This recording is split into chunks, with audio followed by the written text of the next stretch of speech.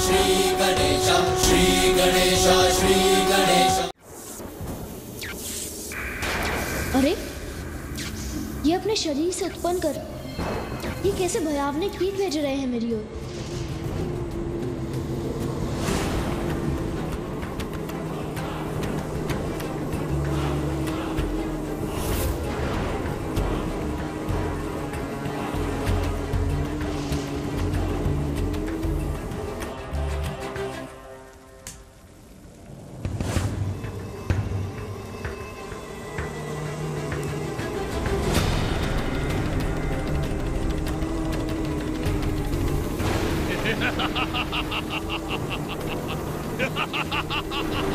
अब तो इनकी ध्वनि से मुझे कुछ सुनाई भी नहीं दे रहा है। मुझे चारों ओर से घेर क्यों लिया इन्होंने?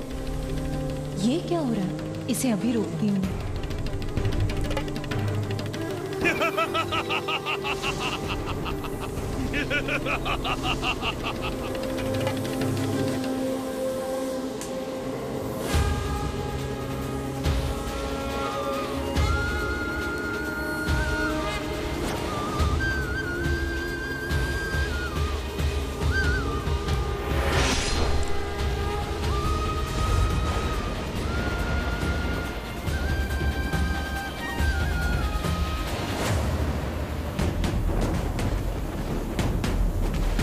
दिव्य प्रकाश कहां से आया जिसने मेरे मृत्यु के पाश के प्रहार को भी विफल कर दिया?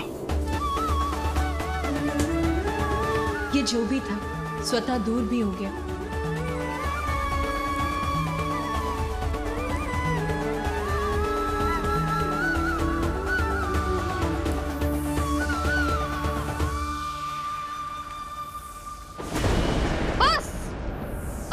मृत्यु भी मुझसे पराजित हो गई।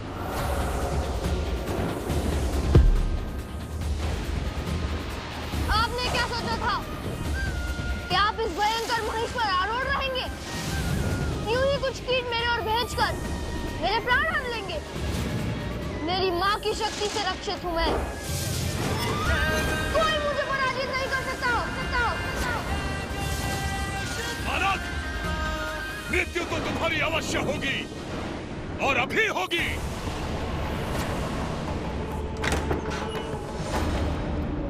नारद भयभीत, माता पार्वती के पुत्र ने कैलाश में उत्पात मचाया हुआ है प्रभु। ज्ञात है मुझे देवर्षि नारद, किंतु स्थिति इतनी बिगड़ी कैसे? क्या कहूं नारायण, ये सब कुछ शनिदेव के कारण हुआ है। उन्होंने डाली बालक पे दृष्टि और हिला डाली सारी सृष्टि। उसी कारण बालक की उद्दंडता इतनी बढ़ गई है कि समस्त देवताओं के लिए संकट उत्पन्न कर रहा है प्रभु। किंतु देवर्षि, जो शनिदेव कहीं जाते ही नहीं, वो कैलाश गए ही क्यों? उसकी प्रेरणा उन्होंने कहां से प्राप्त की? समस्त देवलोक आनंद पा रहा है उसे देखकर, केवल आप ही वंचित रह गए उसे ना देखकर। बताइए देवर्षि, आप मौन क्यों खड़े? क्योंकि यदि उनके पुत्र का कुछ भी अहित हुआ तो देवी पार्वती का क्रोध अपने चरम पर होगा और तब स्वयं भोलेनाथ के लिए भी उसे रोकना अत्यंत कठिन होगा। और यदि उन्होंने आपको अपना दोषी पाया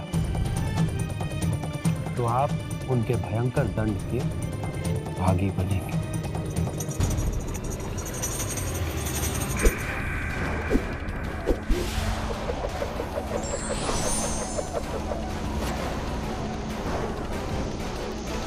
उद्दंड बालक, मेरे पाश का प्रहार कभी विफल नहीं होता। ओह, इन्होंने तो बांध लिया मुझे। अब तुम्हें मेरी शक्ति का ज्ञान होगा बालक।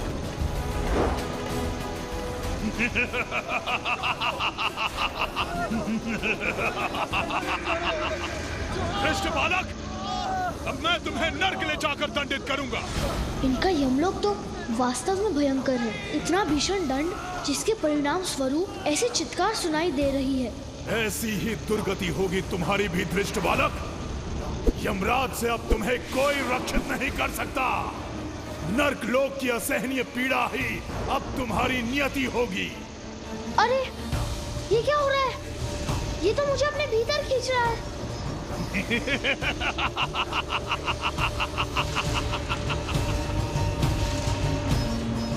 मैंने शीघ्र कुछ ना किया तो ये खींचकर अपने यमलोक ले जाएंगे मुझे। इनके पास में बंधा रहकर वाष्प बनकर उड़ जाऊंगा। कितना भयंकर दृश्य है ये बालक यमराज का दंड कैसे सहेगा? माँ!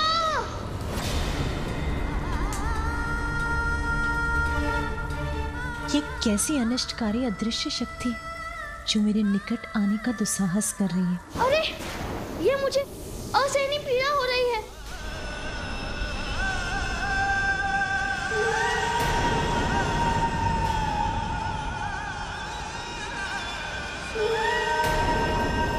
ये कौन सी शक्ति है जो इस आकृति के रूप में यहाँ उत्पन्न हो रही है? क्या इसे अपने विनाश का भय नहीं है?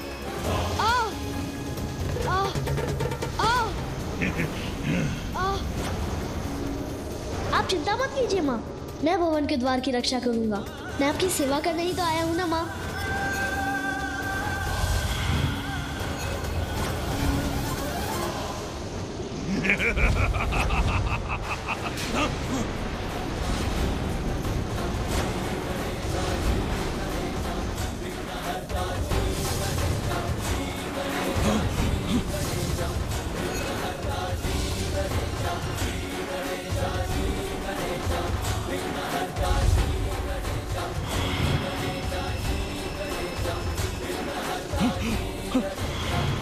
मैं यमराज के यमलोक को भी नष्ट कर दूंगा।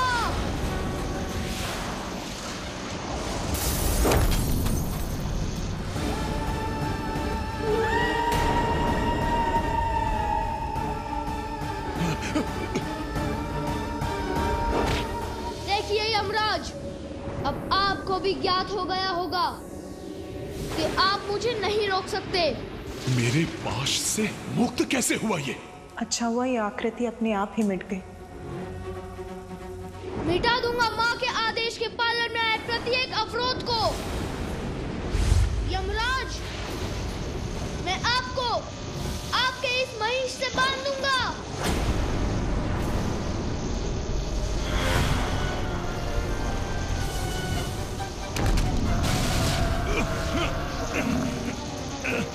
ये ऊर्जा तो मुझे ही घेर रही है।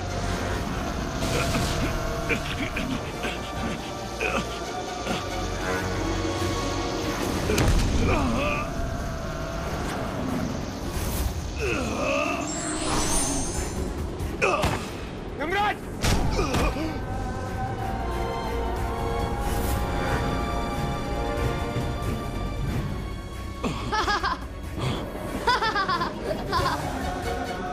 ये कैसे संभव है? मैं यमराज हूँ, आत्माओं को बंधन में बांधता हूँ, और इस बालक ने तो मुझे पराजित कर दिया। यमराज को भी पराजित करने वाले इस असाधारण बालक से हमारी रक्षा कौन कर सकता है? अब इससे मुक्त होने का कोई और उपाय सोचना ही होगा। इस समस्या का एक ही समाधान है सूर्यदेव। भोलेनाथ अपने ध्यान में विलीन है, इसलिए हमें श्रीहरि विष्णु से गुहार लगानी होगी। हे विष्णुदेव, हे ब्रह्मदेव, हमारी रक्षा कीजिए। ये बालक हम देवताओं की प्रतिष्ठा को धूल धूसरित कर रहा है। हमारी रक्षा कीजिए प्रभु।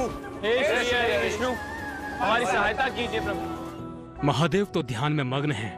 आपको उनका ध्यान भंग किए बिना ही संसार को इस संकट से उबारना होगा। उचित है ब्रह्मदेव, मैं इस बालक को समझाने का प्रयास करूंगा। उसे महादेव का उचित परिचय देकर इस अनर्थकारी युद्ध को रोक दूंगा।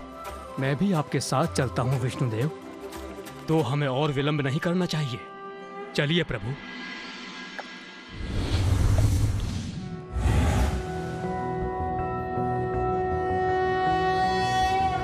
अत्यंत अद्भुत है ये दृश्य। ये तो अन्य सभी से भिन्न दिखाई दे रहे हैं। इतने अद्भुत ये कौन है?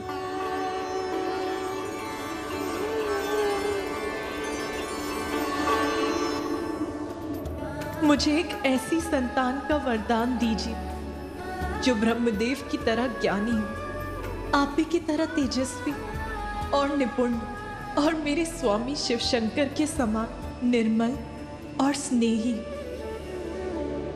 और ये श्वेत पक्षी पर ये 4 मुख वाले कौन हैं? ये दोनों क्या करने आए हैं यहाँ?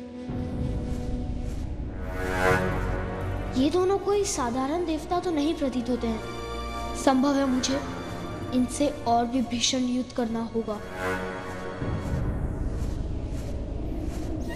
कितना अनुपम सौंदर्य है देवी पार्वती के पुत्र का। अत्यंत आकर्षक और मन भावन है इसका रूप। मेरी कल्पना से कहीं अधिक सुंदर हो तुम। ये तो मेरी प्रशंसा कर रहे हैं। कल्याण हो पुत्र। तुम्हारे अनुपम व्यक्तित्व में ज्ञान और शक्ति दोनों का समावेश होगा। स्वयं शिव और शक्ति के समान। कितना शांत, मधुर और करण पर ये स्वर है इनका। इनसे मेरा कोई पूर्व परिचय है, ऐसा क्यों लग रहा है मुझे?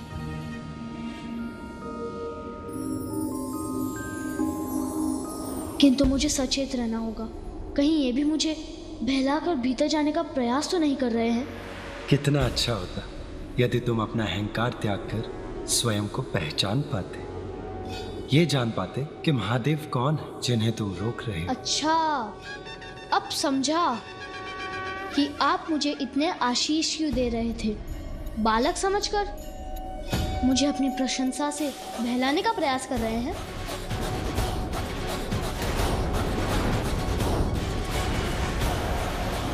अहंकार ही नहीं, इसकी बुद्धि में तो अविश्वास भी भरा हुआ है।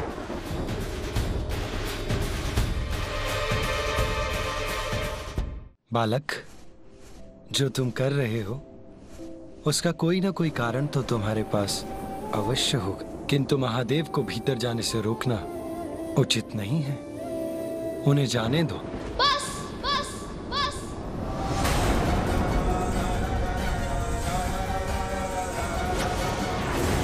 अब और कुछ मत कहिए। मैं क्या कर रहा हूँ और उसका क्या कारण है, मैं आपको क्यों बताऊं?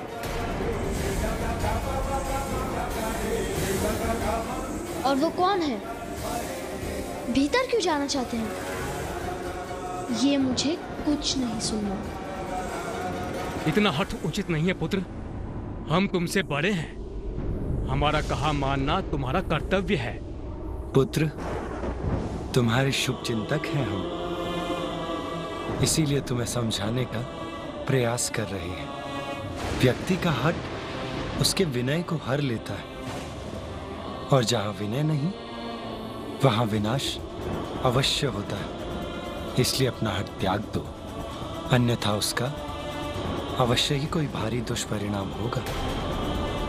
हम तुम्हारा हित चाहते हैं, तुम्हें कोई हानि नहीं पहुंचाना चाहते। अच्छा, सच? आप मुझे हानि नहीं पहुंचाना चाहते? तो फिर ये और इनके पशु क्या मुझसे मनोरंजन के लिए युद्ध कर रहे थे? नहीं पुत्र, युद्ध से कहां किसी का हित होता है।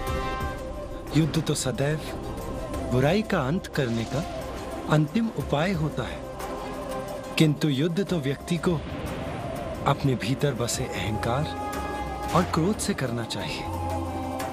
यदि सभी ऐसा करें तो युद्ध स्वतः ही टल जाएगा। और यदि तुम भी अपनी बातों से मुझे भ्रमित मत कीजिए। ये युद्ध अवश्य टल जाता यदि आप और आपके कृपा पात्र मेरे कार्य में विघ्न नहीं डालते और मुझे अकेला छोड़ देते। सुनो पुत्र, इस समय एक ही बात महत्वपूर्ण है कि तुम अपना हठ त्याग कर महादेव को भीतर जाने दो। यदि तुम्हारी माता ये बात सुनेंगी कि तुमने महादेव को भीतर जाने से रोका है तो वो प्रसन्न नहीं होंगी। मेरी माँ को इस रिवाज में मत लाइए। इतने समय से सभी को यही समझा रहा हूँ कि मैं अपनी माँ की ही बात सुनता हूँ और उनका आदेश कदापि नहीं टल सकता। बस बालक।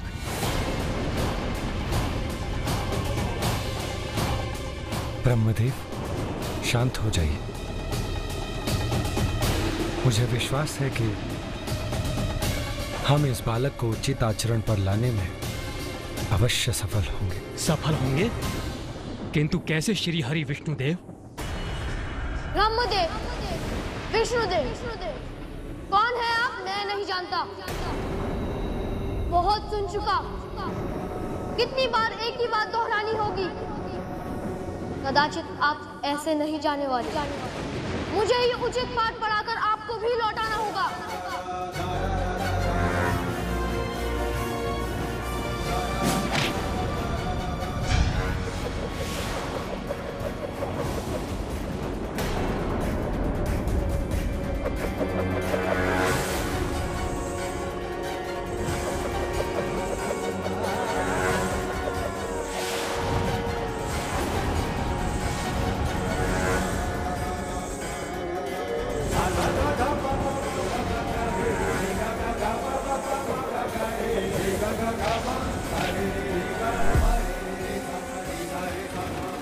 सौभाग्य समझिए कि मेरे वार से बच गए। इससे पूर्व कि मैं आपको क्षति पहुंचाऊं, चले जाइए यहाँ से।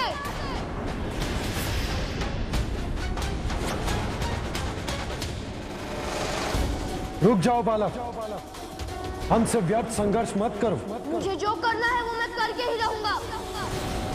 इससे पूर्व कि मैं अपनी माँ की आज्ञा का पालन करने के लिए इन देवताओं के समान आपसे भी युद्ध कर आपको पराजित कर दूं। चले जाइए यहाँ से। इस बालक का हठ इसका विवेक हर रहा है, इसीलिए हमारा भी अपमान कर रहा है।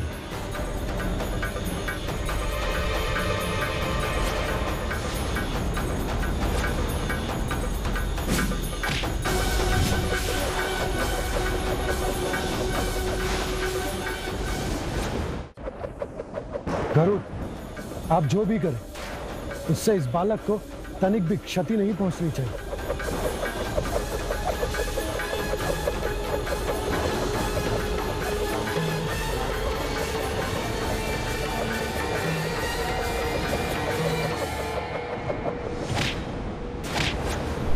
ये बालक क्यों नहीं समझ रहा है कि स्थिति अब नियंत्रण के बाहर जा रही है?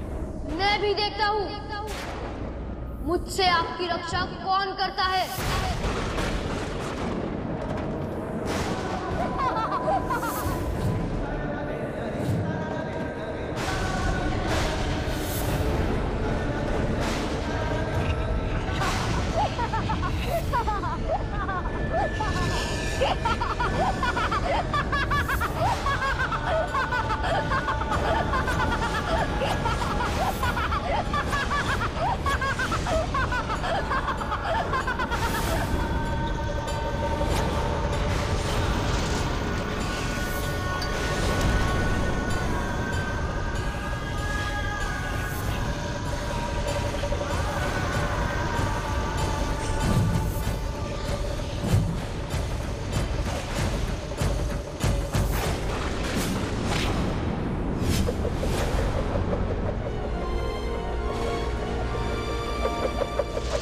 ये क्या किया इस बालक ने?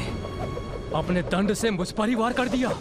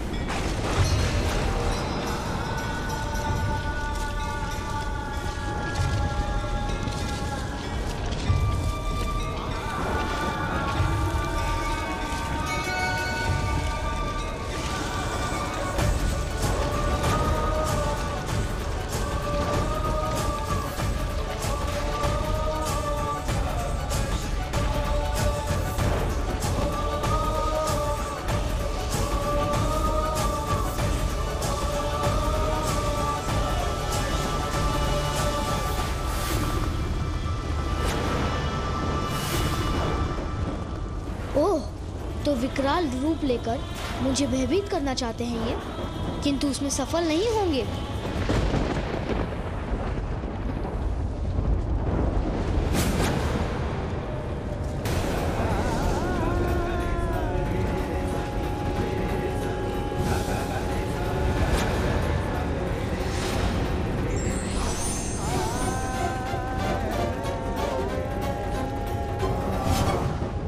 बस बस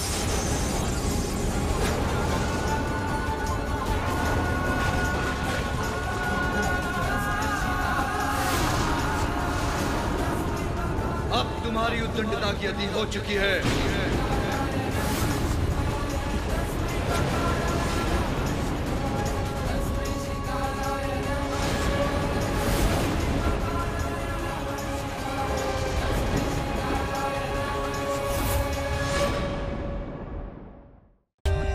For more updates, subscribe to our channel, click the show links and enjoy watching the videos.